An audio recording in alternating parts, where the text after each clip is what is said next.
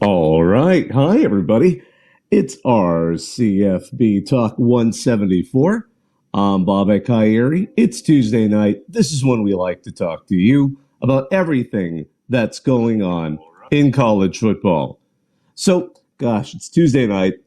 I am still in Houston. The national championship game was, of course, last night. It's a pretty wild evening in terms of workload.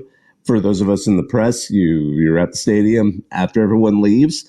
We can thank Big Ten football for speeding that game along a little bit faster than expected. I think it went for about 3 hours and 30 minutes. Quite honestly, unless it's a blowout like last year, the game does move pretty quick for even those of us way in the upstairs because you're trying to track everything that's happening. And as wild as it sounds, the commercial breaks are a little welcome because you can kind of take a break to sort of gather your thoughts. But still here in Houston, decided to take an extra day to kind of to relax because you get about 3 to 4 hours of sleep in that evening. I mean, the person I do another podcast show with, he works for CBS. He got like 2 hours of sleep because he had to do a show in the late evening, then a show in the morning. So anywho, we're here. Let's talk college football. I see we've got a couple of people who want to join us already. Beck, I know I saw you immediately, so I'll go ahead and let you up. I'm Bobak Ha'Eri. If you'd like to join the conversation, you can hit request in the bottom left. So, Beck, what's going on? What's on your mind? Hey, how about that game last night? How was it? Tell us, how was the split in the stadium? Who was louder? The atmosphere, just pre-game, and I'll follow up on that. Oh, yeah, absolutely. Well, the pregame atmosphere outside, I missed all of it because I get there super early. But honestly, it was a mess outside because there was actually even a tornado watch. Thankfully, nothing happened in the Houston area, but it was just a mess. Like, it's so funny because I get there so early. I want to walk they let you, if you're in the press box, onto the field up until about, it gets close to game time. Then you have to go up to the press and you come back down when the game is done. But I noticed, and I should have, the guy who tweeted it everyone saw his tweet. I saw the same thing. I was just like not thinking. I was walking in the middle of the like you don't walk on the field, but I was walking the sideline and I was like, was that a drop? Like, I was like, because it's a closed roof. I knew it was retractable. I didn't think about the fact that it was storming so much outside that the roof was leaking. But apparently it wasn't like pouring rain, but that roof apparently, somebody, I believe from the Wall Street Journal, Lane Higgins, who's actually done a space with us before, had followed up with somebody and they said like, yeah, we've never actually seen the roof leak. So it was a crazy storm outside. When I arrived, I got there during a lull, but the pregame outside, pretty much everyone rushed into the stadium as soon as it was open because it was just a mess.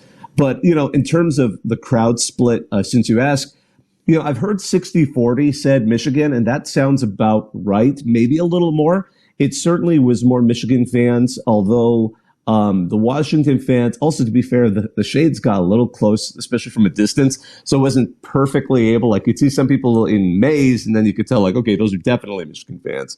But in terms of loudness, I got to give the Washington fans credit. They came pretty close. If you know, like the Pac-12, as rest in peace. But if you know the history of Washington, their stadium is notoriously loud. Like before, I think even Autzen got its reputation for being an extremely loud stadium on the West Coast. Playing in Husky Stadium was known for being a loud venue because they have these kinds of awnings that cover the upper deck. So they know how to make noise, and they kind of know the right moment to do it. In terms of the atmosphere, it was good. It was a really healthy atmosphere. I mean, you had two fan bases that were happy to be in the championship. Not just happy to be that, like, if you're happy to be there, it sounds like you're going to get your butt clobbered and kind of just, maybe next year. Certainly you got the sense that everyone was there. And I mean, fans were well behaved. It wasn't like I've never been to one of these that's hostile because probably the price of entry is so high that you kind of, I was hearing what the prices were and they had dropped because Texas was no longer a contender and those guys had bought up so much. But it was like overall, the atmosphere was good. Post game, there were obviously a lot of Michigan fans still in the stadium. The hype on the field was palpable. The way they do it, and it's a little annoying with a national championship game. After the pandemic, a lot of post game planning has kept certain amounts of, because there's kind of if you want to get into kind of the meta part of this, there's a push-pull in the sports press in the sense that the people who are sort of the sports information directors, the communication directors, they want to restrict access because they want to control the story that the team says, while historically the press wants as much access as possible. So the pandemic, no one got access because of the pandemic. And then since then, it's like, oh, now we had all control. Now we're going to only kind of give back what little bits we want to press access. So we're allowed on the field, but they don't let you on until a little later. So it's a shame you can't be there the moment the game stops, but about 3 minutes or 4 minutes after the game stops, everyone goes on the field. Obviously, the Michigan players were elated. Somehow, I always get a kick out of the fact that they have like the pre-printed. I think it was one of the Detroit papers, and a couple of players were handing them up with a a national champions headline. It's like, okay, but overall, it was interesting. One of my favorite moments was as J.J. McCarthy was heading into the tunnel. There's a you could tell where he was, because there was a whole scrum of camera people trying to get shots of him as he's leaving the field. And I didn't know this at the time. It was one of the ESPN cameras. Like, he just tripped on himself and ate it right in front of, because he was walking backwards. And it was actually kind of funny, because then you see J.J. McCarthy just stop, and he's like, oh crap, and he and another guy were trying to pull him up. And then apparently this happened. I didn't realize it was an ESPN camera, because somebody, I guess Alpha Announcing, posted the live shot, like they were talking about the game, and then one of them goes like, oh, it looks like our cameraman just fell. And I ended up catching a clip of them picking him up. So that was just kind of amusing, just to see that kind of, it's a weird bit of sort of anarchy, but not like completely dangerous. So anyway, that, since you asked, that was kind of the before, during, after kind of vibe of the whole thing. Yeah, that's awesome. Sounds like it was a lot of fun. It definitely was on TV. In terms of the game, Washington defense, I don't know what happened. It felt like they left everything last week, just like TCU did with Michigan the year before. Could not stop the run, could not stop even 10 to 15-yard passes. What do you make of that? And just Michigan just came with a perfect game plan, control the tempo, battle in the trenches, and Penix Jr. could not throw those passes like with Texas, tight man coverage, but he didn't even try that much. Do you think it was the game plan, or do you think he was just under so much pressure and he couldn't release? That's a great question. So I'll start with the Penix side of it, because the Washington offense was in some ways the biggest surprise, not only because the Michigan defense was good. Everyone knew the Michigan defense is great. If anything, that performance, I think, elevated their stature. I'm not necessarily sure 2021 Georgia, but they're in the discussion of being one of the great defensive units out there. But as much as they were good, yeah, Penix just seemed off, because that fourth down throw that totally missed an open Rome Odunze was just like a shocker.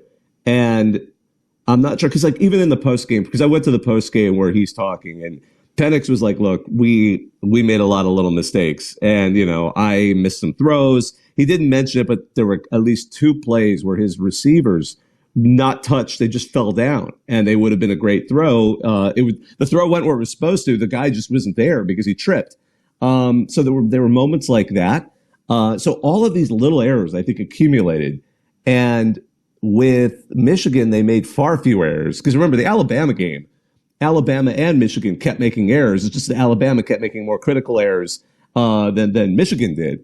This time, Michigan made some minor errors, but nothing that serious.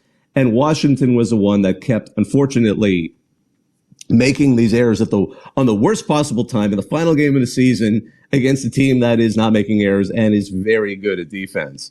Credit to Will Johnson and Mike Sanders still. Those 2 guys, like, they had critical interceptions. Everyone knew they were good, but they had critical interceptions. I mean, the one to open the second half had to be a bit of a morale, crusher for Washington. Although they battled back, that was the thing. The game was awfully close up until that fourth quarter, closer than it seemed. Like, it felt like Michigan was in control the whole time, but up until that that Mike Sanderstill interception, 81-yard return that set up the Blake Corum touchdown.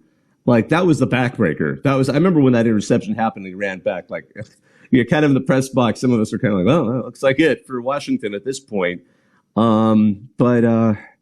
Yeah, it was. I still can't explain it. Now, as for the Washington defense, they also seem enough. To be fair, I think both sides of the ball for Michigan did a great job of mixing things up and confusing the other side of the line. I'm going to go back to the Michigan defense 1 minute, because think about that first drive for Washington. They used 2 timeouts in that first drive because they saw something on the other side and they just couldn't tell what the defense was lining up for. So they called the timeout twice on their opening drive of the game. And lo and behold, what do they get? They got 3 points out of it. Then Michigan goes back and scores again. I mean, for Washington, this was unfortunately Donovan Edwards' return to prominence game. He had those 2 incredible runs. In fact, it was funny too because he had there was again a moment of somewhat humor in the press box because it's a pretty dry place. Everyone's working, but there's a press box announcer. And he's keeping by the way, this is so funny. The guy who's done every national championship game in the playoff era is actually the Washington stadium announcer. Like, it's a side gig. He and the stat crew from Washington, for some reason, for the last 10 years have always done the national championship game. Just coincidentally, Washington happened to be in it this year. But he was, he's calling, different records as they come up, as the stats crew has figured it out. And they said, Donovan Edwards, 41-yard touchdown is the second longest in the history of the college football playoff. Of course, it's been 10 years. So, I mean, not that big of a record.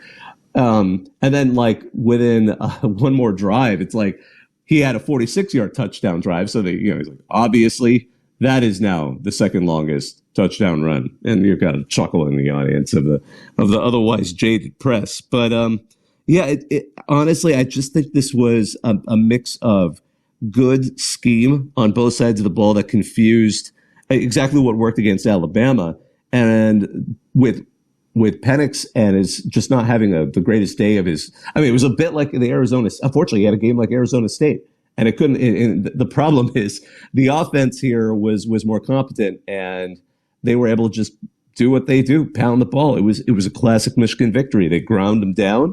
And by the end, to use the old one of the old memes on Reddit that we had a drowned ferret in the bathtub. Yeah. Now Harbaugh can leave in peace and get himself a nice contract in the NFL. Yeah, I think he's going to. That was a fascinating. By the way, I want to just going back to that press conference because I was there for it, and there were a couple there. He had. I mean, everyone knows. Obviously Harbaugh has a quote machine. But when his opening statement wasn't long, but he had one of the funniest statements. And I'm sure some of you who are Michigan fans have seen it, but I'm going to read it because it's a short paragraph. For me personally, I can now sit at the big person's table in the family. They won't keep me over there in the little table anymore. My dad, Jack Harbaugh, won a national championship. This is, by the way, Western Kentucky when they were a lower division school. And my brother won a Super Bowl. It's good to be at the big person's table from now on. And a little later in the press conference, Andy Staples is the one who asked this question, by the way. Kind of said it was a polite question, so I'm scrolling down to it. You mentioned all those accomplishments in the big person's table. Would you want to add winning a Super Bowl to that? And Harbaugh was just kind of I just want to enjoy. And literally, he's I just want to enjoy this. I hope you can give me that. Can a guy just have that? Does it always have to be what's happening next? What's the future? I mean, he never denied it, but it was just kind of look, I'm just going to focus on this.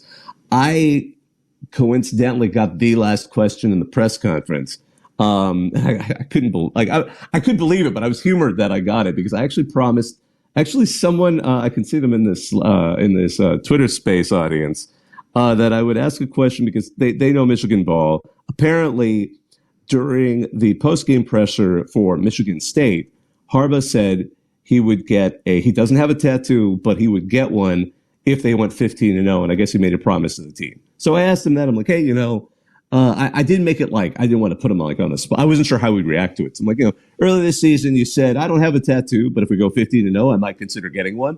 What's your thoughts on that? And he was like, yeah, I'm going to get it. I promised I would. And then he was he went into the details. I'm thinking, I guess because at first he was thinking about his shoulder, but I thought he was talking like his back shoulder, but he was actually referring to like the side of his arm, and where he was going to put it. And then, he wants to get a block M as well. But that's where he took it to kind of the next level, where I guess this is kind of the classic Jim Harbaugh, like thinking it out. He's like, the letter M signifies 1,000 in Roman numerals. And of course, this was a season where Michigan had gone and reached the 1,000 threshold. He talked about how meaningful that was. It kind of went on and on and on. So that was funny to me, only because, you ask a question, next thing you know, like the next day, you see one of the highest rated posts on Reddit is the USA Today blog page, like taking the question you asked and turning it into like a listicle. So, I mean, that part made me laugh because I was like, oh crap, it's like a flat circle, like the guy from, our CFB asked a question and it turns into into a Reddit post. But that's awesome. That's awesome. Good job. Yeah. Thanks, Beck. Thanks for joining us. Hey, Ski Masks Murphy, I know you're also a Michigan fan. Welcome up. I'll get to whoever raises their hand and wants to join the conversation. It doesn't just have to be about Michigan football, but I'm happy to talk about whatever you guys want to. So, Ski Master Murphy, what's going on? The only thing that's going on is we won. It feels great to be a graduate from a school with a national championship. Feels like it's been a long time coming. And I just wanted to say that, the first thing I have to say is, like, I was talking about it with friends leading up to the game, how it feels like this season Donovan Edwards was used more as a lead blocker than as a runner. It was just great to see because he also had in the pregame pressers, he was giving an interview, where he's discussing, his mental state and how everything he's been handling with dealing with, he hasn't been involved in the offense and everything. But he's still glad like the team's winning and he's doing the things it takes for the team to win. And it seemed like he gets the first 2 touchdowns of the game for us, and both on like major big runs. It's just a great thing to see in terms of just a player, sticking with his team and being in the moments where they really need him, he comes through. That was great to see. But also I just wanted to say, given the final score, this makes it half of all the college football playoff championships have ended with a team leading by 21 or more. And I just wanted to know your opinions on how you feel about that. So yeah, the Donovan, starting with the Donovan Edwards thing, in the post game, to go back really quickly to the post game presser, he was brought up, and it was interesting because for players they brought up Blake Corum because he was the offensive MVP, Will Johnson as the defensive MVP, and JJ McCarthy because he was a quarterback, and we all know the bromance between Harbaugh and then McCarthy, so they brought him up as the third player, but. They asked him about it, to see about how big it was, how satisfying it was to see Donovan. Blake was asked this, and he immediately answered in just the most gushing tone. He's like, he needed that. He needed it. He's back. The Dono is back. And he was talking about how, dealing with the mental things he's done. Like, they were all very open about this. It was actually kind of neat to hear that, I'm still of an era where you didn't hear that talked about as much. And then, as soon as Blake was done talking, JJ kind of jumped in as well to say, because they'd been roommates for 2 years and just how happy they were for him. So that was, I think the team certainly was on that same page that a lot of fans were, because again, he was so much of the offense last season and just seemed to not quite break through this season. But on the most important stage, suddenly he had to return to form. As for the score differential, I mean, this one I'm willing to this one kind of almost has, a bit of a note to it because it was pretty close until the end. That 4th and 13 pick by Mike Sanderson just changed the face of the game. And suddenly a game that was continually being peskily close. Michigan always seemed in control. It would have been a surprise, though not a shock, if Washington had managed to potentially score and come together in the final stretch of the fourth quarter. But after that Sanders Still interception, that just broke him. And, especially an 81-yard return that set up an easy touchdown on the other side of the field. But last year was the aberration. I think we can all agree to that. Last year was, man. I mean, TCU, the Cinderella turned back into a pumpkin right before kickoff and got smashed. And then, that occasionally happens. I mean, those of us who were around for the BCS era remember that Nebraska-Miami game. That was another disaster. Sometimes they happen.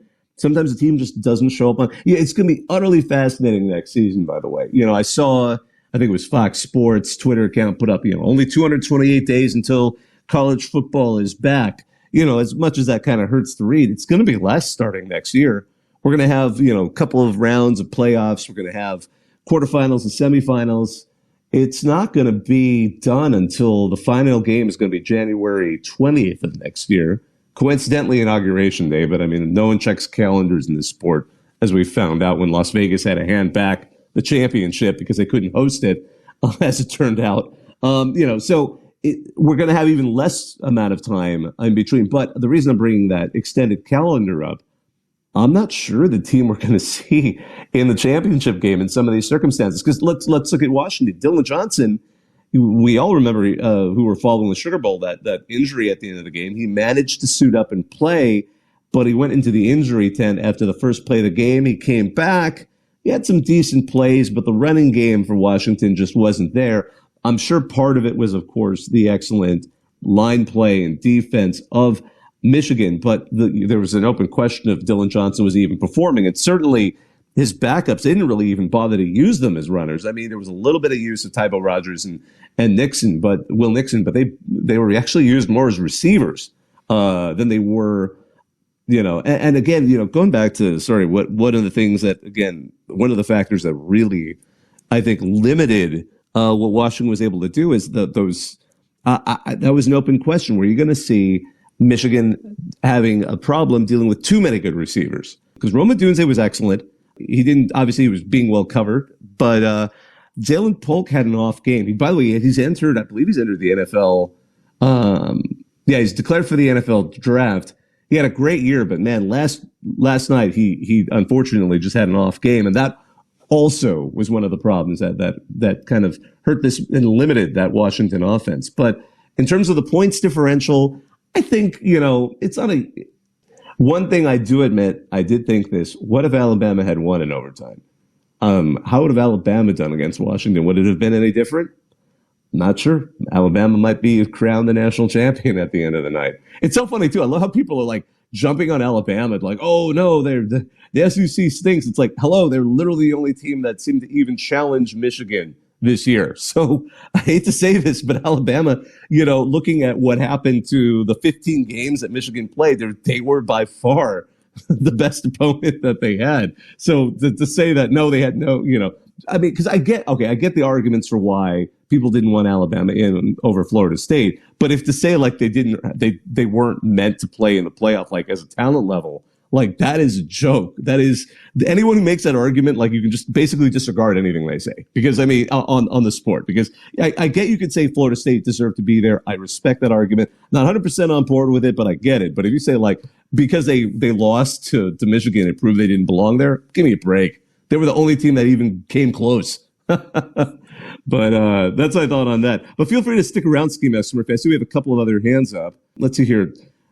I think it's Tom Alistair. Oh, Tom Alistair. Sometimes I have trouble parsing out usernames. Tom Alistair, going to let you up in a second, and we'll have you up here. It was interesting, too. I know some of the ratings are coming up, TV ratings, I should say. And that was a really well-watched national championship game. I think ESPN says across their networks they had 25 million watching.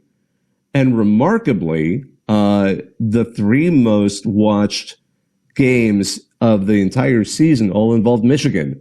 The Rose Bowl, I think, was still number one because it's a better spot. Everyone's got the day off. It's at a reasonable time. So the Rose Bowl was still the most watched. You had, it was a Haterade Bowl because who won? I mean, a lot of people are not fans of Michigan and Alabama, so people tuned in for that. The second most watched game was this national championship last night, and the third most watched game was Ohio State, Michigan. So, hail to the victors in terms of TV ratings, baby. That's value add right there. The Big Ten, very happy to know that. Let's see here. And hey, they get Washington in next season too. So we get I wonder how the ratings are going to be for the rematch next season. It's going to be very different teams, but I'll be curious to see that. Let's see here. So anyways, Tom Alistair, you've been super patient. What's going on? Well, hello Sorry for my very thick accent. It's because I'm from Costa Rica, I guess. But I wanted to say two things.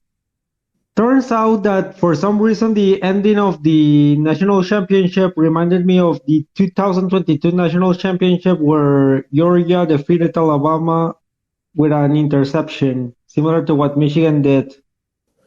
Oh yeah, I totally get that, and I've seen that comparison made, certainly, and I think, yeah, I definitely think so because that was another game that was close until the end. Although to be fair, I always felt that game felt a little closer though. The Alabama Georgia matchup felt a little tighter. I think what again, just for those of us who were watching in the press box, we talked to each other as we're watching the game. And I was like, it's so funny. I was curious where they stick. When you're sort of a one-off, like you're not a part of a larger network, you're always curious where they kind of stick you in the press box. So I was like, Maize and Blue was my neighbor, Michigan Insider.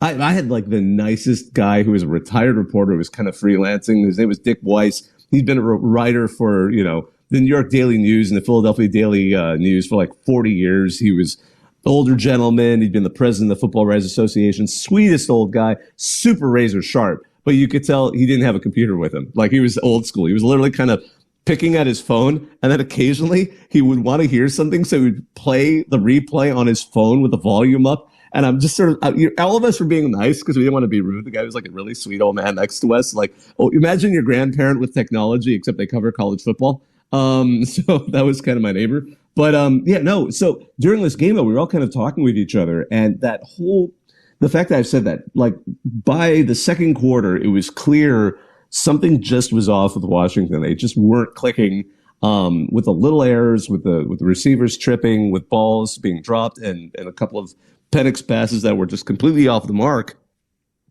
That made it just feel a little less close in that Georgia-Alabama matchup. But all of that said, I think you're right that the way that game sealed up on that interception was certainly the significance that was felt. I mean, when there was still that chance that Washington could come back, but I just felt that departed the moment that interception was thrown. Because it was interesting too, because from the strategic, let's get into the, not to get into the sort of the backbones of the media coverage, but you're always wondering when you're in the press box, especially in a game of that caliber, all right, when do I start heading to the field? If it's a blowout like last year, you just go to the field whenever. It's like, look, the game's pretty much in the bag. You've pretty much written your story during the second half, and you make your way down just to get quotes and things like that. But during this game, when they're closer, you're in that press box watching because you don't want to miss what's happening. You want to take your notes. And that was the moment with that interception, and he went back 81 yards. It was just kind of like the moment Corum went in for that touchdown, everyone was like, okay, this game is pretty much in the bag. It's time to start heading down and getting ready to be on the field. But it's a legitimate view. What are your other thoughts, man? Well, I really think that Michigan winning was good for me as an Oregon fan because I dislike the Huskies a lot. And let me say something random because I was waiting for this. I really hope that someday we can get Greg Byron, Alabama's athletic director, on an email. I love this. I love that. That's rivalry. That is rivalry right there. Ski Mask Smurfy, I see your hand up. Oh, I just wanted to say that it's funny that the 14 playoff ends with Michigan versus Washington, but the first 14 playoff was Ohio State versus Oregon. So it's like a perfect flip flop of just hate to start it and to end it. And him being an Oregon fan, it just made me think of that. Bookends, perfect bookends to it. Two rivals, bookending the reign of the SEC and ACC. The SEC and friend, SEC and their right hand man, their buddy. They're I'm sure the ACC doesn't like to hear that, but hey, we're not Florida. No one's trying to leave the SEC right now. Let's see here.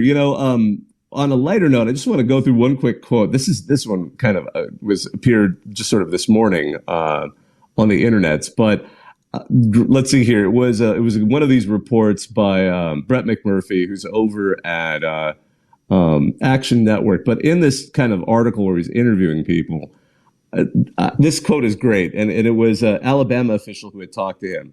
And I have to say, every time I run into Brett McMurphy, we always tease each other. He's a great guy, great reporter, and just he's got this level of cynical humor that just if you're into that, it's great. But the quote was, an Alabama official told me at the Rose Bowl, "Look, everyone, and I mean everyone, is stealing signs. Michigan was not the only school doing this." And an industry source added this: "Kansas basketball cheats more than anyone, and they didn't do anything to Kansas. The only thing pure in college athletics is Vanderbilt, and Vanderbilt sucks." Poor Vandy's just sort of sitting having a tea in the library, and they're just catching strays. Is that, and as Brett McMurphy wrote in his article, that's where college athletics is in 2024. If you're not cheating, you're not trying, or you're Vanderbilt. So good job, Vandy. You are the paragon of success in this era of athletics. Another kind of interesting factor that came up is Michigan is the first team to allow 25 points or less in 15 games since Minnesota did it 120 years ago. Now, I have to be clear, that's about how long you have to go back where 15 game regular seasons were 15 game seasons were a thing. So there's a little asterisk that should be put there. But, I'm sure Michigan haters will be laughing about the fact that, an asterisk, really? Maybe another one will come up later, but I'm not going to get into that sort of thing. Ski Master Murphy, I see your hand up. Yeah, you brought up the cheating thing and how it's almost, and I don't know what, they didn't have to do Vanderbilt like that. We all love Vanderbilt. They try their hardest, but, they're the ones that don't cheat. But it's funny, I'm not excusing what we got found out for doing this season. I mean, we know everybody cheats in collegiate sports. It's the most, it's the purest thing in college sports is that there's some form of cheating going on. And I just wanted to bring up, back when Michigan was winning their championships every time when Minnesota was, where the battle for the jug was a real intense thing. We were cheating. I forgot. I think our offense was coined a point a minute, but I think about half our roster was being paid to play. We're coming down from professional groups and clubs to come play for the college team with ringers. So cheating in college sports has just been so long running. I don't think it's ever going to stop. And Vanderbilt needs to get with the program.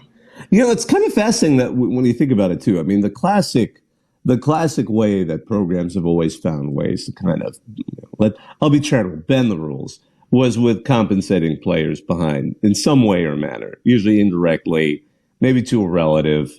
One of my favorite movies growing up was Blue Chips, which was about basketball. But if you've seen it, it's a fun movie if you're into college sports.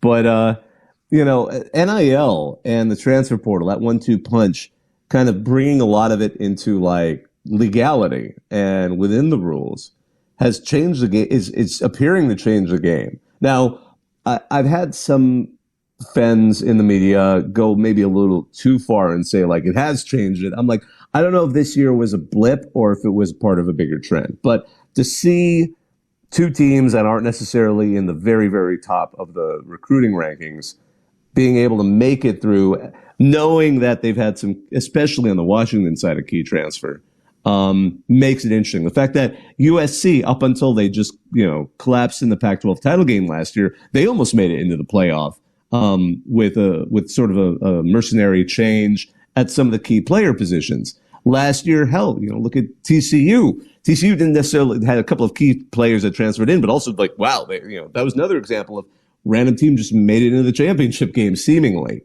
So I'm very curious to see when next season, 12-team playoff, more options, more teams, more conversation. A lot more folks are going to be interested in the final few weeks. I mean, people are interested. Fans are going to be interested. I mean, even more interested in the kind of end game of the regular season. It's going to be really fascinating to see what kind of teams make it through. And, kind of going back to an earlier point I made, the attrition that's going to happen just from injuries, wear and tear, the mental angle, to see how it kind of develops by the time we get to the semifinals and finals. Are we going to see teams that seemed unstoppable finally just kind of have a moment where they just kind of are have an off day?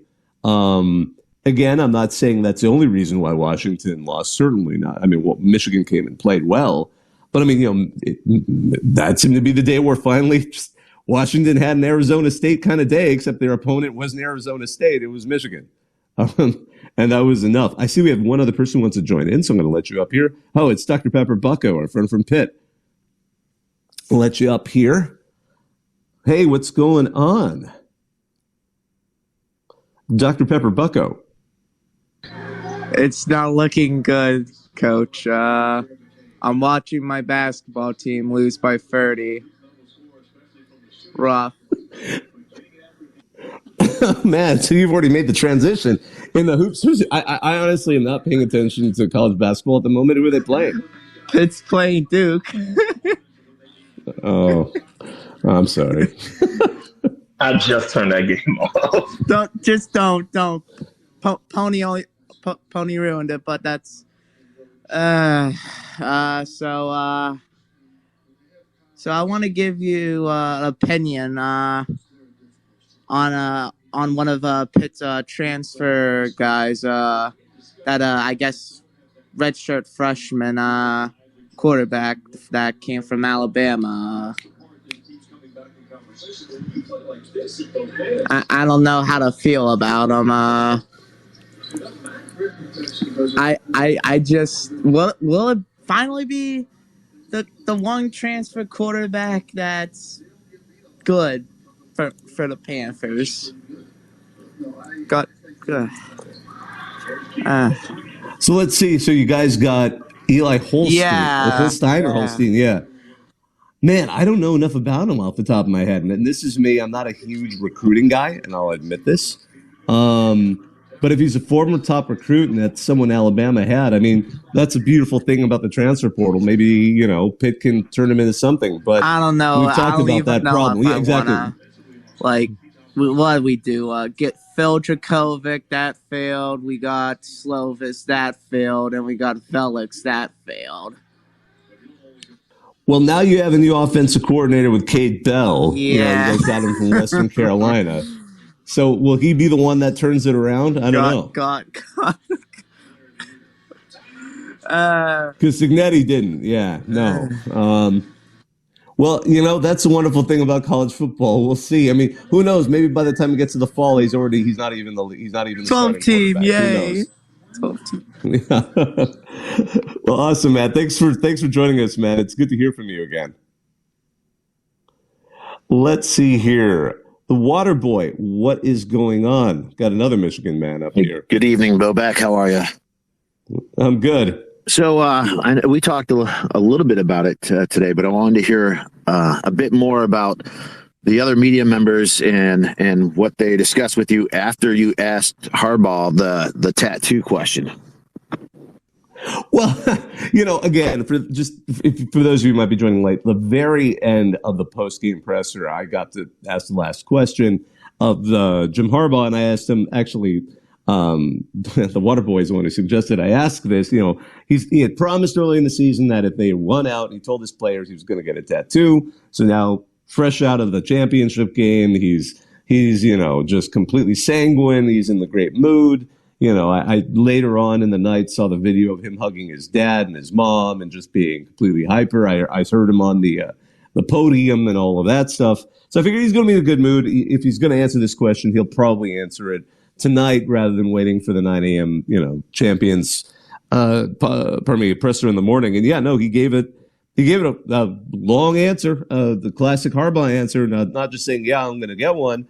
And I'm going to get an M over it, but then going into the double meaning that an M is the Roman numeral for 1,000, and they had 1,000 wins, and the importance of how Michigan's the first to do that, and et cetera, et cetera. By the way, he had an earlier comment I just have to throw out there, and it was this local Houston reporter. I mean, it was a good question, but I think a lot of us were like, we all know this story. Why are you asking this? But I mean, he's a local guy, and I think he just wanted to get this question in, but sort of the meaning of what it meant to be a Michigan man and all of that stuff.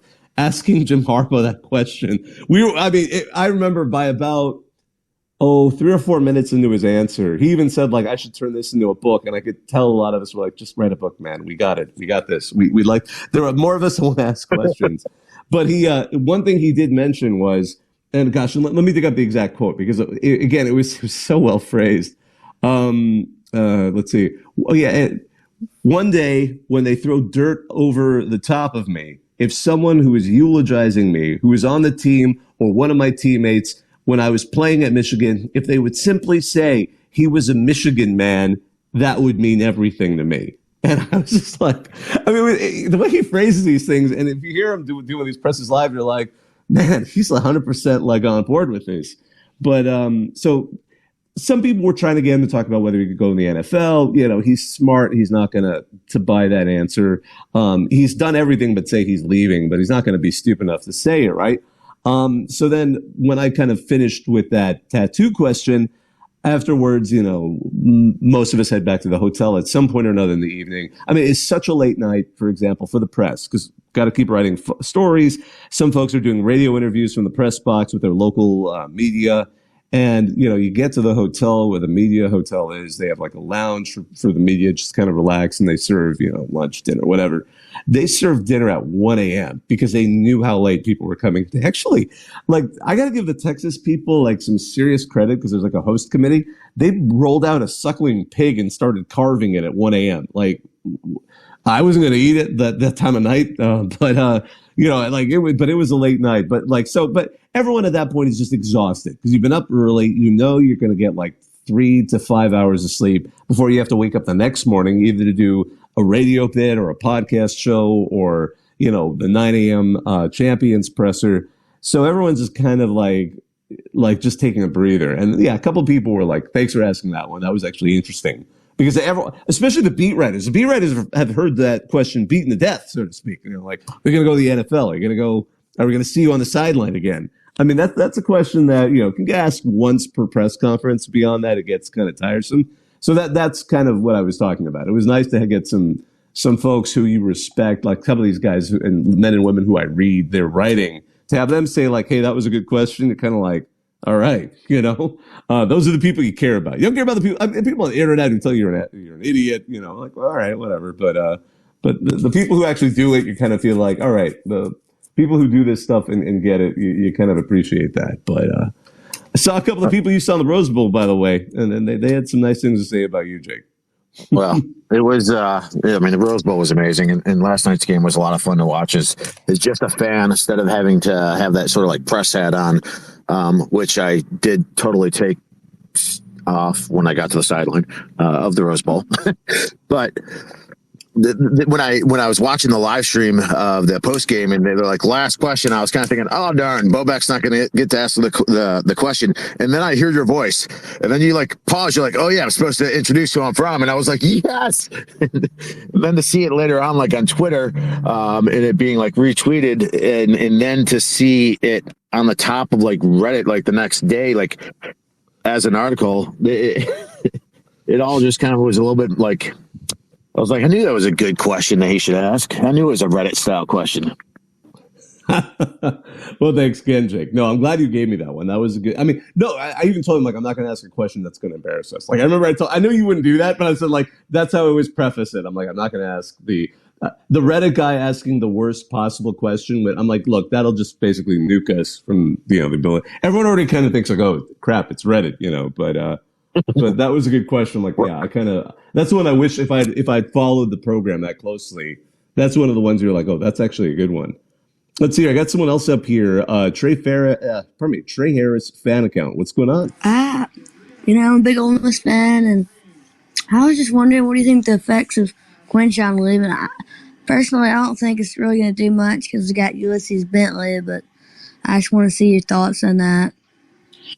Yeah, that was one of the surprise announcements in terms of the transfer portal, only because, you know, it was another transfer portal cycle.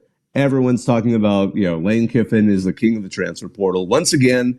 And then suddenly one of his best players, I mean, not necessarily and I think I'm going to get to where I'm going here with this, but I mean, that was kind of a bit of a surprise. But at the same time, he hadn't necessarily played as big a role and made as big an impact in this past season.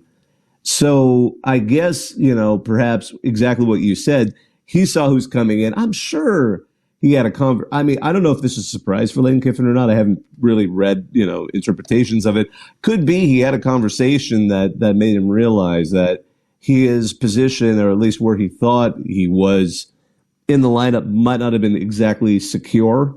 Not to say that he couldn't get it or earn it, but it might be a question in his mind of, why don't maybe I want to start fresh, or maybe there's a bit of, obviously we live in the NIL era, maybe there's a bit of a benefit elsewhere that he can take. But you get it. He did have a great season, obviously the previous year, and this season he wasn't I'm not saying it was terrible. He just wasn't quite to that level. So maybe this is an opportunity to find somewhere where he does well. I mean, we've seen that before. We've seen plenty of guys who did well at their previous school who just move on to another school and do even better. So, yeah, I'm not sure what to make of it, but I'm pretty sure this is one of those situations where Ole Miss is going to be fine, at least.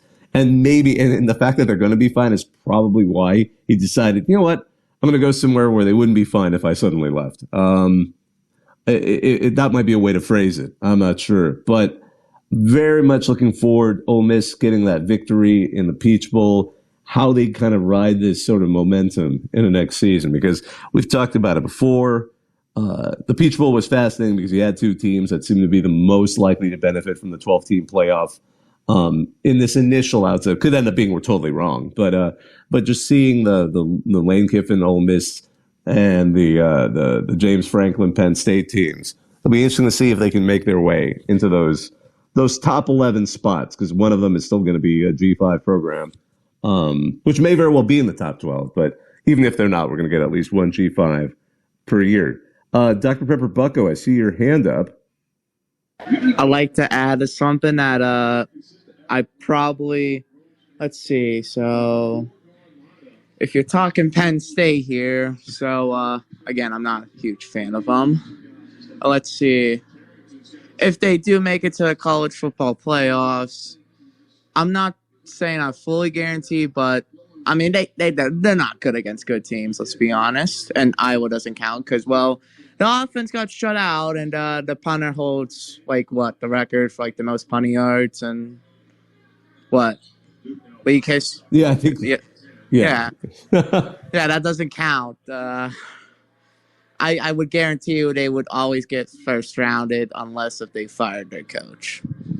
Just boy, I'm going to say this much: the Penn State fans. That's the ultimate question. Like, if you let him go, are you going to get someone better? So many teams have thought that and then been completely wrong. So, I mean, look, Georgia's a classic example of that. It took Kirby Smart, but man, they went through a lot of coaches before they found someone who worked. Clemson as well. I mean, not everyone's Dabo Swinney, not everyone's Kirby Smart, but yeah, that's going to be a question for Penn State. Let's see, we got someone else who wants to join in. Hema, I'm going to let you up. And Trey Harris, fan, you're welcome to add something. I saw you on mute. Oh, yeah, and I just want to add, I was wondering about, do you think we might have a chance at the SEC next year? There's always a shot. And Ole Miss certainly seems to be able to recruit at a level where they can get a puncher's chance at getting through some of these games. It just seems to be every time they get into that situation, they fall flat. Like this season, they got Alabama when Alabama looked its weakest, and then suddenly Alabama, turned back into Alabama and absolutely clobbered them. There will be a year, you figure, where they're going to get that kind of a victory in.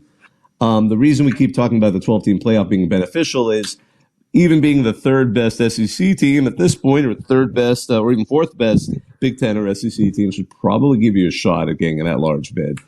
But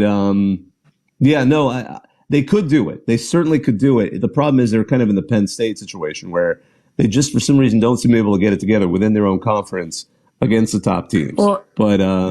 And when we had Hugh Freeze, we used to lose to teams that we shouldn't have, and we'd beat Alabama, and then we'd lose to Memphis the next week. So I know, and that's the thing. It's like that's what makes it more remarkable. The teams that can maintain that level of discipline week after week. Hell, we all watched Alabama seem to almost do that to their version of it against South Florida. Of course, they got it together, but it's tough.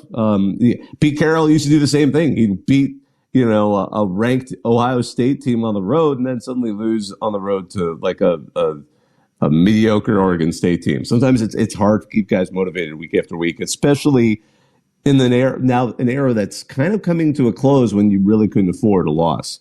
Now you could kind of afford a loss in the 14 playoff, and then in the 12-team playoff, you could probably, if you're a strong program, even get away with 2 losses and get in without too much trouble if the schedule is strong enough. Let's see. We have one other person up here. All right. Oh, go ahead. Have a good night. Yeah, you too. Thanks for joining us again. And let's hear Jason Bailey. What's going on? Hey, buddy, how's it going? I'm joining a little late, so if this question's already been discussed or whatever, just let me know and I'll, go back and listen. But you were mentioning Kirby Smart earlier, and I've kind of been hearing the rumblings about the Falcons trying to get this dude to jump to the NFL.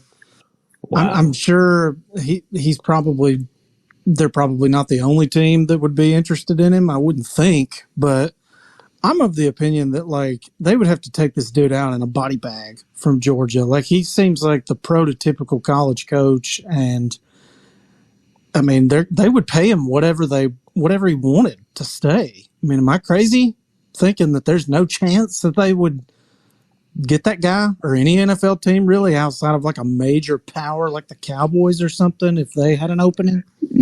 I bet people have made kind of quiet inroads to his agent to see if he'd be up for it.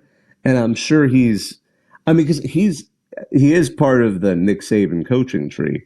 And they all saw, I'm sure they heard from Nick Saban what he, if they've ever considered, they may have asked him like, well, why did you only stay with the Dolphins that little bit of time? And he probably gave them their opinion.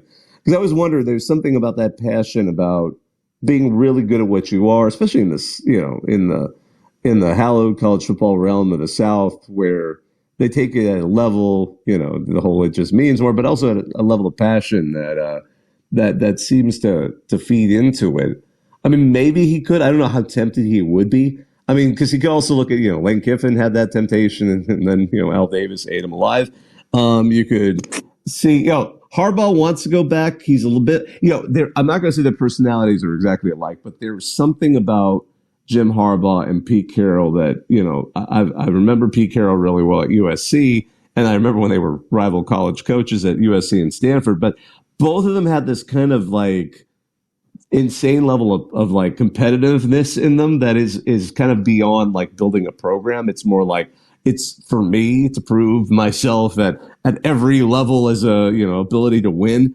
So that's why I'm not as shocked like Harbaugh wants to go back to the NFL. Like, that's just him. It's unfinished business. I mean, he made it to a Super Bowl. He just didn't win the game, But with Kirby Smart, I agree. It just seems odd. And I agree. I think Georgia would be mad at this point not to match some of these offers he would get, because his value to the university, to the brand, to the everything. I mean, the donors that are going to be throwing money at the program, the alumni, and happy alumni are more likely to give a little bit of money here and there. His intangible value, his tangible value to the school is just utterly tremendous. So, I don't know how much he'd openly flirt with it. Sometimes it's a ploy to get a raise. When the agent kind of hints at, he's talking to the Falcons, and you might get the athletic department to kick in a little bit more of a boost. But he has such a sweet deal there. I don't know. I'd be surprised. I mean, I wouldn't be totally shocked, because sometimes some guys are just good at playing it close to the vest until they're already wearing the hat of the team they're now coaching. But that one would be a shocker to me. That one would be a bit more on the surprise. Yeah, he just doesn't strike me as a guy who would be willing to relinquish control of very many things. And when you go to an NFL team, you don't get the kind of control. Whereas if you were to ask who's in control of Georgia's football program, it's him and nobody else. So yeah, and I mean, it's funny too, because Pete Carroll was all about that. I remember he kept getting every year after he started to do. I think even after he didn't even win a title, it was 2002 when Carson Palmer won the Heisman. He started to get offers or be mentioned every year. But the thing was, and they actually became very openly known, it wasn't a secret. He was like, he will take an NFL job if he gets X level of control.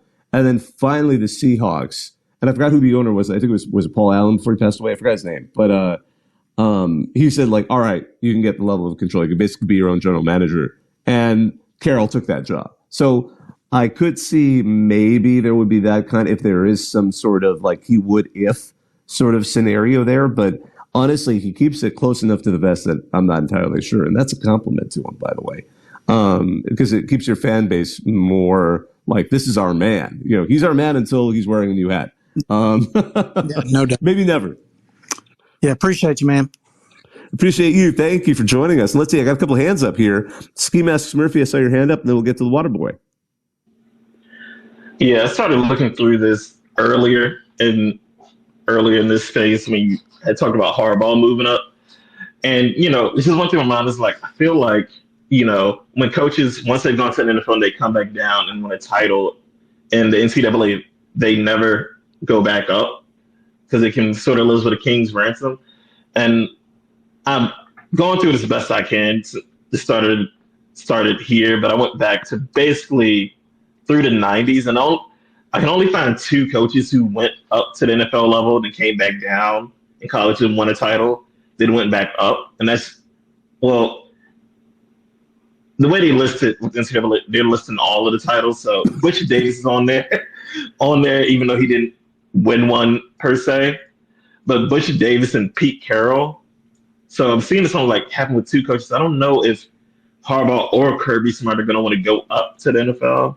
And then also Pete Carroll sort of left under, I guess to characterize it, suspicious terms at USC. But I'll defend him on this only because the timeline there, I don't think anyone expected that to go the way it did. Because I remember the moment it looked like he was checked out. And it was ugly enough when Mark Chavez declared for the NFL. Because the press conference was it wasn't like overly weird, but you could tell it was Pete Carroll was not happy. And you could tell he was looking at like, why am I putting up with this crap? Because he goes and he gives a speech saying, I don't agree with this. Mark Chavez should still stay for his next season. And here's Mark Chavez. And Mark Chavez goes, I'm declaring for the NFL. And at that point, you could just kind of see in his expression was just kind of like, I'm through with this. I want to go back to the NFL. These college kids. I don't want to deal with this anymore. So I think that part, but yeah, no. He just wanted to go back. He was so angry that he did not get very long opportunities with the in the NFL because he was a predecessor of Belichick, to prove what he could do with the Patriots and some of his other stops. Let's see here, Waterboy, your hands up as well. Yeah, so to kind of go back to what Jason was saying, I followed Hardball for a really long time. As a player and then as a coach out here at USD. And then when he, of course, went to Stanford and from Stanford over to 49ers, which is my brother's favorite team. And I remember telling him that he was leaving the 49ers for Michigan. And he was like, no way. No coach is leaving like the 49ers or the NFL for Michigan. And yet it happened. And each time where there's been rumors of him going, I'm like, yeah, he's not going to go until that Vikings gig. I was like, he would go if he gets the offer. And this year, I feel like the team that he would look at would be the Falcons. The Falcons already have like kind of the running backs. They're in the NFC, which is the opposite of his brother being in the AFC. They're in a very easy like type division. I think he would find the Falcons pretty attractive, especially if they can get like a young quarterback that he could mold just like he did with Alex Smith and in Kaepernick when he was at the 49ers. So I've been saying for a couple of weeks before the Falcons even were firing their coach that Atlanta could really be the kind of out of nowhere NFL team that Jim Harbaugh may jump to. Mm-hmm. I want to just really quickly, by the way, Adam, I see you. I'm going to get to you in a second. I just wanted to touch on a question that's actually been in the messages for a while by Ice Devil of Carlsbad. With a 12-team playoff, we need to reimagine conference championship week. What do you think of this idea? A P4 conference champ equals a playoff first-round bye, does not play during the conference championship week.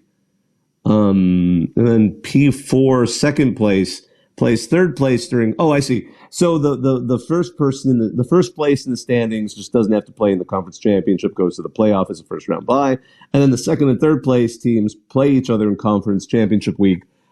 and then that winner gets the playoff bid. So this just assumes that two teams from the Big 12, ACC, Big 10, and SEC would automatically be in the playoffs and take 8 of those spots, and then you'd have, the G5 and then 3 at-large bids. I'm not good at math, but I think I worked that one out. But it's an interesting opinion. I think the Big 10 and the SEC are going to be 100% against that because now they're just stacked with teams. They've got 1 billion teams each, more or less. My math is a little fuzzy there. So it's so funny too. Like I broke open the article because I always use Wikipedia as like a quick reference for things because it's like not anything. I'm not going to get a pop-up song or some garbage.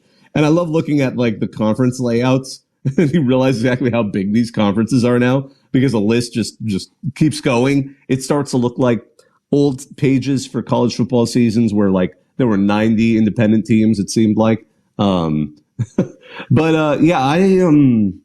not sure that one would go so well with the two super conferences now, only because they'll want to get the opportunity to get as many of their teams in, especially if you have one season where 4 of them are dominating the top 10. I'm not sure it would fly, but it's certainly an interesting question. I'm going to allow, let's see here, Dr. Pepper Bucko, Ski Masks Murphy, and then we'll let up Adam. Like when you look at it, it could be good, but again, the super conferences, I get it. So I mostly agree, but also a little sneaky. It could be something like maybe whatever. Who cares? But just go. Come on, Sneak. Just go to Ski. Cool, man. Ski Mask Murphy, what's on your mind? By the way, I'm looking at this list of the ACC. I just love seeing it because it's in alphabetical order. Boston College, Cal, Clemson, and I'm like, what? I like just seeing those 2 teams next to each other. Man, we're entering a new era. Or Rutgers, then UCLA, and Washington, Wisconsin. I love seeing these all lined up.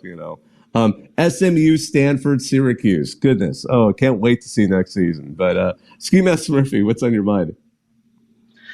Yeah, I was gonna say what you just read. Logistically, it sounds perfectly fine.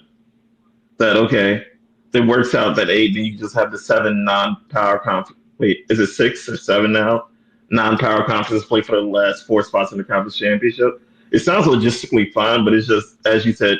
The big conferences, they're not gonna want that because it automatically means they can't get 3 teams in.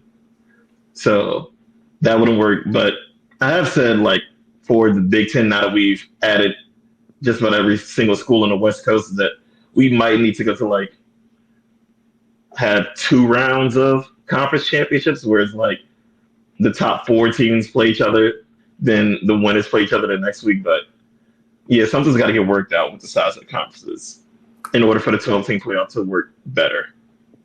Yeah, it's going to be really interesting because we're going to now see there's so many things happening kind of at once right now where we still haven't finalized the best way to do it. Everything from the transfer portal, people still aren't entirely sure how to make it work perfectly for their own team.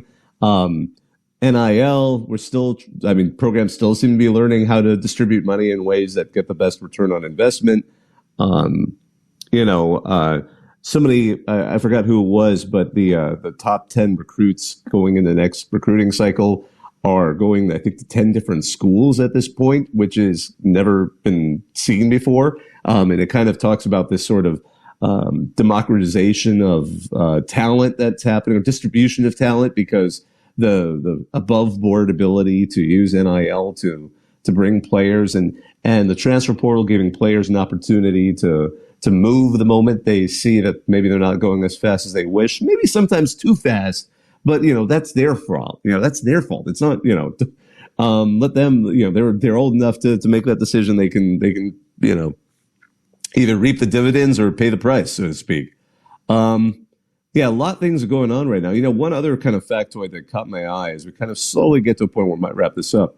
Michigan is the first national champ to lead at halftime in every game since Miami did so in 2001. And that, for those who were around, that 2001 Miami team, And that's part of it, and that's Cole Kubelik. So I mean, he's again one of those solid journalists out there. I enjoy listening to him when he especially was on some of the podcasts I enjoy. But yeah, that is an incredible feat because that Miami team was absolutely incredible. I think my joke, and I said this to a friend as soon as the game was done last night. I said, are we now going to say, well, Michigan still hasn't played anybody? But now that they won the national championship, yeah, but have they really played a good team? Let's get the Patriots against them. They're not that good. They're not doing anything right now. Why don't we bring them over? But no, I think they're definitely now they've snuck into a position where we have to really talk about how dominant they were all year round. But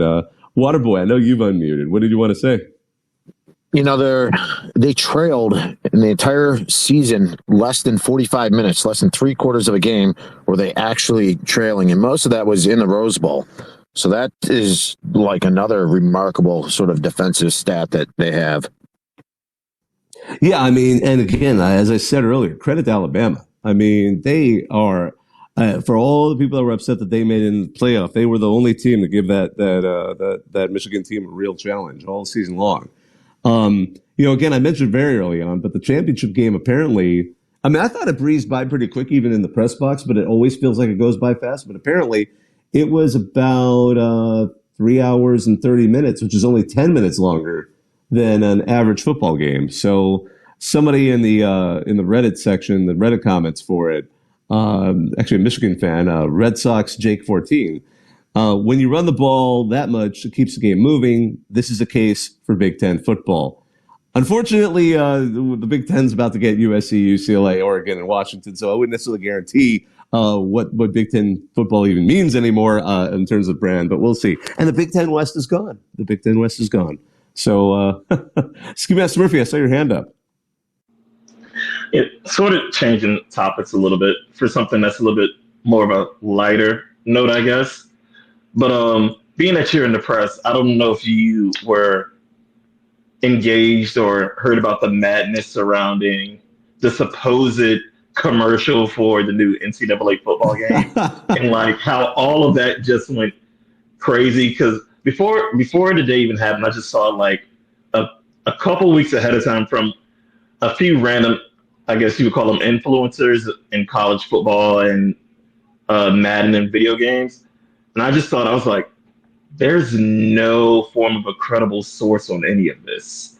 This is going to spiral out of control, which I don't know if you were on. I saw it on the RCMB so Reddit and on the NCAA football game Reddit.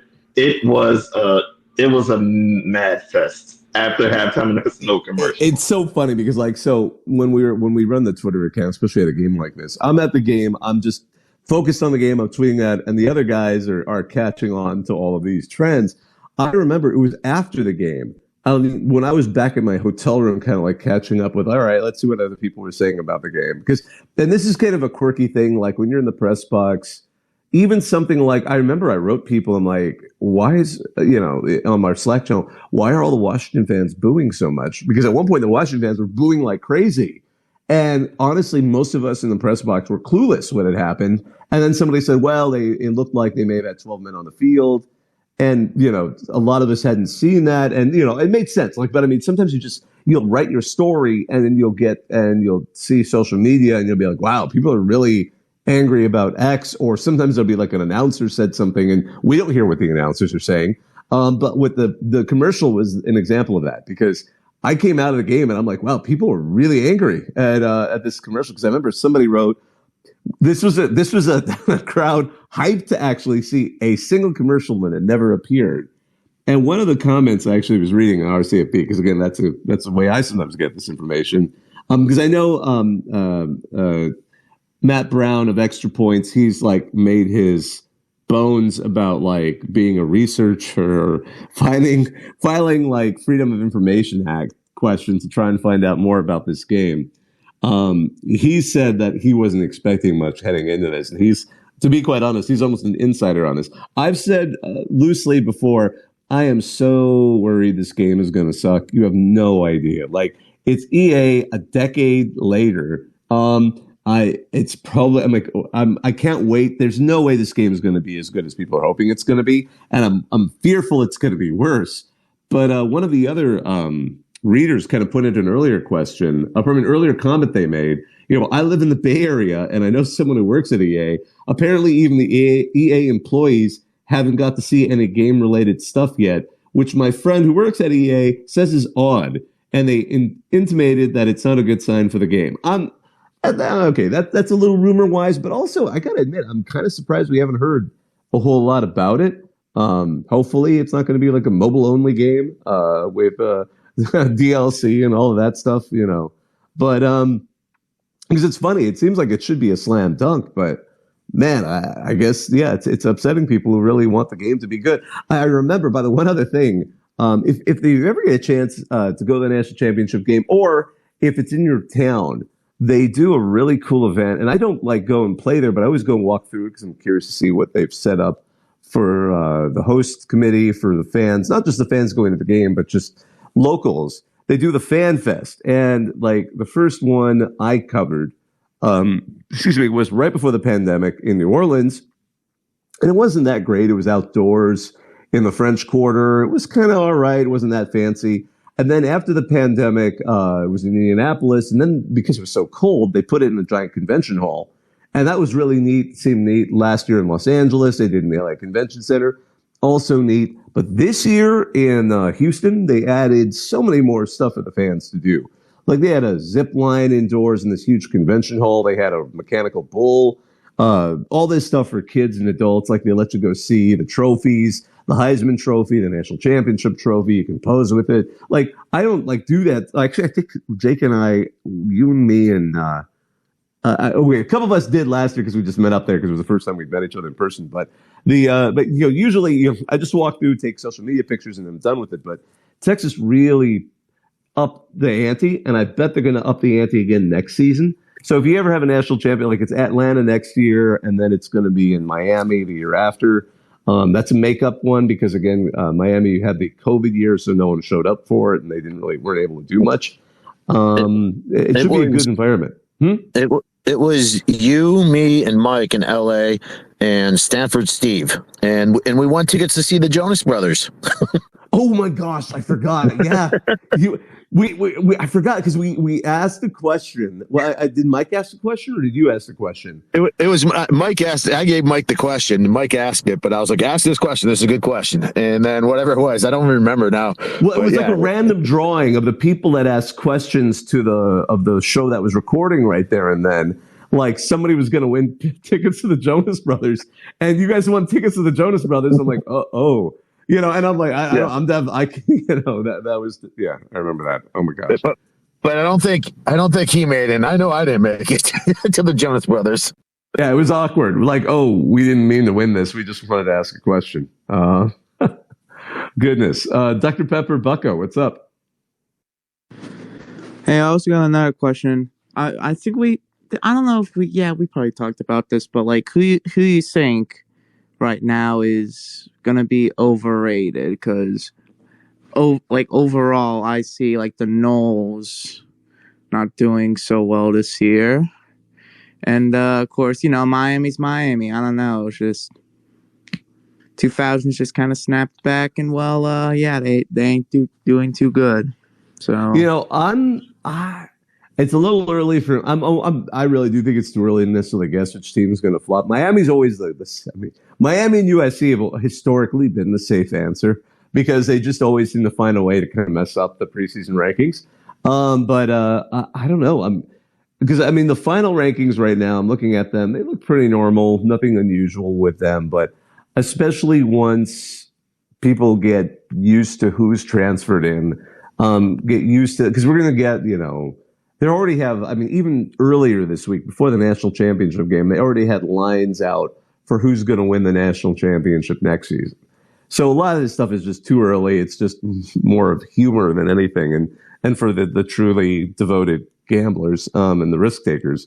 But we'll see. I'm not sure. I'm going to hold off because I like it to be a pleasant surprise, which team is the one that, is completely overrated in a particular year. I don't know who the king of them would be this season though. I mean, USC is a contender. Yeah, USC. It's part of USC. To a lesser extent, TCU, but I don't think that much was expected at TCU this season. They just somehow managed not to achieve even that. The only saving grace for USC is the Holiday Bowl. They suddenly, they had a guy do so well, he absolutely ruined their transfer portal work, which is remarkable in its own way. But let's see here. I'm going to slowly start wrapping this up. We've been going for about an hour and 15 minutes. And my voice, I can feel it slowly fading away because I'm on about 4 hours of sleep because it was such a tight night with the national championship. Excuse me. This is our CFB Talk 174. My name is Bobak Ha'Eri. I want to thank all of you for joining us. Again, it's been a pleasure this season. We're going to continue doing these every Tuesday. Thank all of you who joined us in the conversation. Thank all of you who listened. And I hope you all have a great rest of your week. Get a chance to relax, get a chance to sleep, catch up with the hobbies that maybe you neglected while the season was going. Hopefully not your families that you neglected, but a chance just to kind of to retrench yourselves as we get ready for this long 228-day off season. So thanks again, everybody. Now I'm gonna hang up and listen.